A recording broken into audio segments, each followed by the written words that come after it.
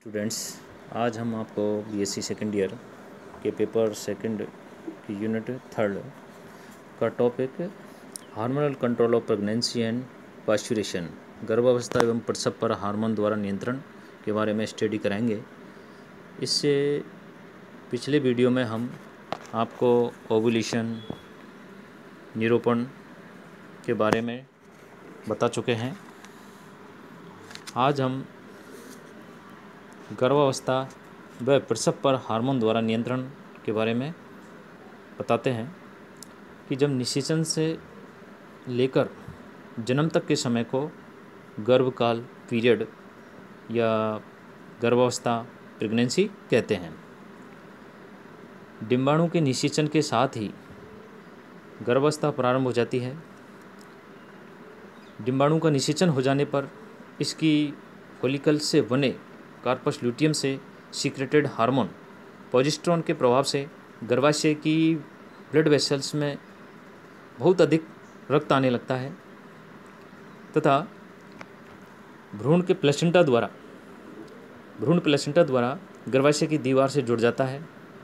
इसी को ही हम गर्भाघात कहते हैं। कार्पस ल्यूटियम अपघटित नहीं होता तथा यह बना रहता है और ब्लड सीक्रेशन भी नहीं होता। वह ठीक समय पर रक्तस्राव नहीं होना एक गर्भावस्था का प्रथम संकेत के रूप में कार्य करता है। और गर्भावस्था के दौरान भ्रूण को आवश्यक पोषक पदार्थ माता से मिलते रहते हैं।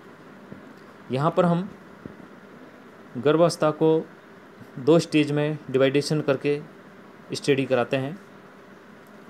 सबसे पहले जो अवस्था है वो है ल्यूटियल फेज। ल्यूटियल फेज में अंड का निषेचन लगभग अंडवानी के मध्य भाग में होता है और विदलन भी शीघ्र प्रारंभ हो जाता है, जिसके परिणामस्वरूप ब्लास्टोसिस्ट बनता है। और ब्लास्टोसिस्ट पहले अंडवानी में व बाद में गर्भाशय तक पहुंचता है।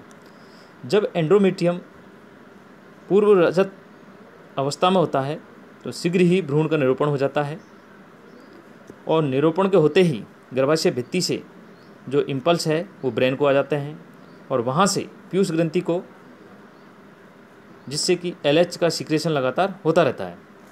कार्पस ल्यूटियम एस्ट्रोजन व प्रोजेस्टेरोन का सीक्रेशन करता रहता है और इस अवस्था में प्रोजेस्टेरोन का सीक्रेशन बढ़ जाता है तथा गर्भाशय भित्ति को भी अधिक रुधिर संवहन व ग्रंथिल बनाए रखता है। प्लेसेंटा भी वे सभी हार्मोन सीक्रेटेड करता है जो गर्भाशय को बनाए रखने के लिए अति आवश्यक होते हैं। गर्भावस्था को बनाए रखना तथा स्तन ग्रंथियों के डेवलपमेंट के लिए जो आवश्यक एस्ट्रोजन, प्रोजेस्टेरोन की उच्च मात्रा प्लेसेंटा द्वारा प्रदान की जाती है। गर्भावस्था की जो सेकंड अवस्था है उसे हम प्लेसेंटा फेज कहते हैं। प्लेसेंटा एक अस्थायी स्ट्रक्चर है जो शुरू में गर्भ में बन जाती है और बच्चे के जन्म के समय बाहर निकालकर फेंक दी जाती है। एलेंटोकोरियन की मोटी मीजोडर्म अत्यधिक रक्त वाहिका में होती है।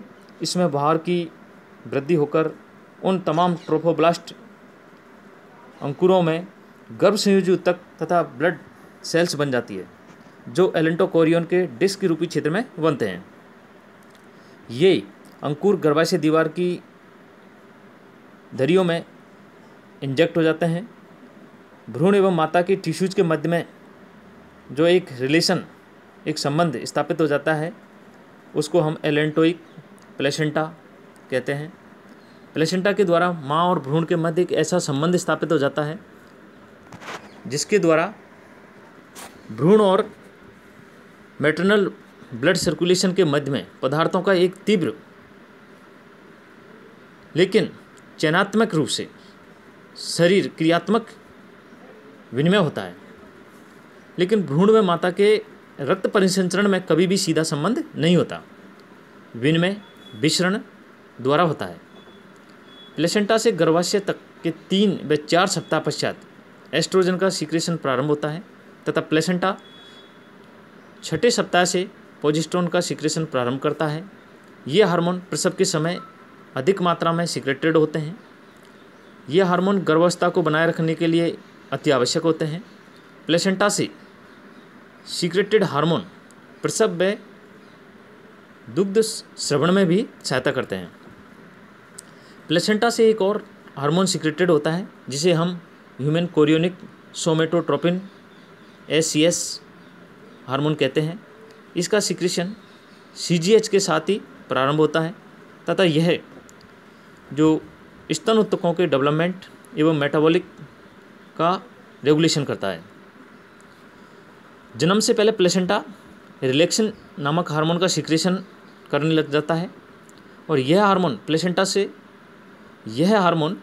रिलैक्सेशन प्लेसेंटा को गर्भाशय की दीवार से पृथक करने, श्रोणि मेखला तथा अन्य विविध जो रिलेटेड ऑर्गन्स को फैलाकर चौड़ा करने तथा तरंग गति उत्पन्न करने का महत्वपूर्ण कार्य करता है।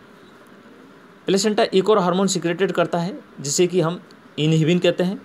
यह हार्मोन FSH फोलिकल प्रेरक हार्मोन के सीक्रेशन को रोकता है जिससे प्रसव तक नया ओवेरियन साइकिल प्रारंभ नहीं हो सके।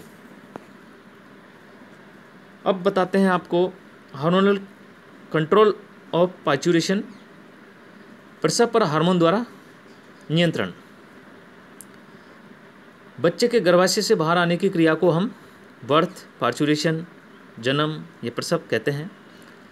गर्भाशय दीवार के तालबद्ध संकुचनों से एक तो एमनियन और दूसरे प्लेसेंटा की गर्भ एवं जो मैटरनल लेयर के मध्य का संबंध भी टूट जाता है और बच्चा बाहर निकल आता है। इसे हम प्रसव कहते हैं। प्रसव में फ्यूस ग्रंथि व प्लेसेंटा से सीक्रेटेड हार्मोन्स का महत्वपूर्ण रोल होता है। सबसे पहले हम बात करते हैं ऑक्सीटोसिन हार्मोन का, जो कि पश्च फ्यूस ग्रंथि से सीक्रेटेड होता है। यह हार्मोन गर्भाशय की दीवार की अरेखित पेशियों को सिकोड़कर लेबर पेन, प्रसव पीड़ा उत्पन्न करता है। इसका यह प्रभाव गर्भकाल की समाप्ति पर होता है। जब प्रोजेस्टेरोन का सीक्रेशन काफ़ी कम हो जाता है तो संभवतः ऑक्सीटोसिन इस समय माता व शिशु दोनों की पीयूष ग्रंथि से सीक्रेटेड होता है। यह प्रसव के समय गर्भाशय के फैलने तथा प्रसव के पश्चात गर्भाशय को सिकुड़ने को भी इंड्यूस्ड करता है।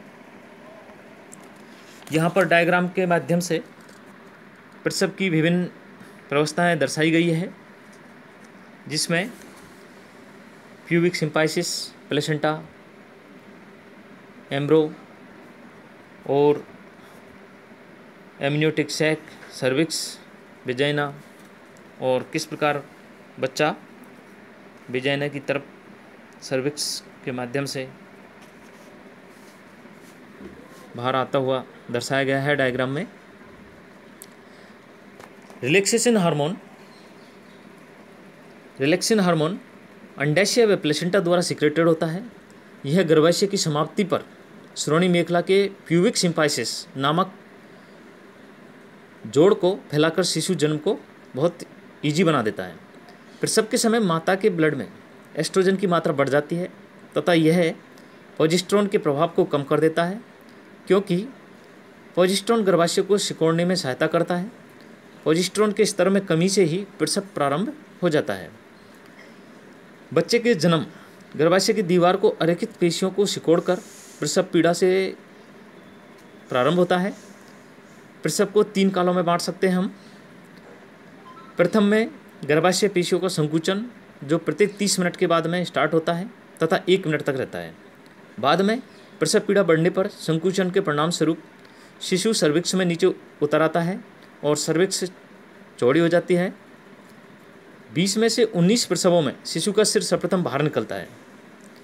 सिर जन्मनाल को खोलने का कार्य करता है। इस काल के अंत में एमनियन फट जाती है व एमनियोटिक फ्लूइड योनि द्वारा बाहर निकलता है। जो प्रसव का द्वितीय काल है वो लगभग 20 से 60 मिनट का होता है।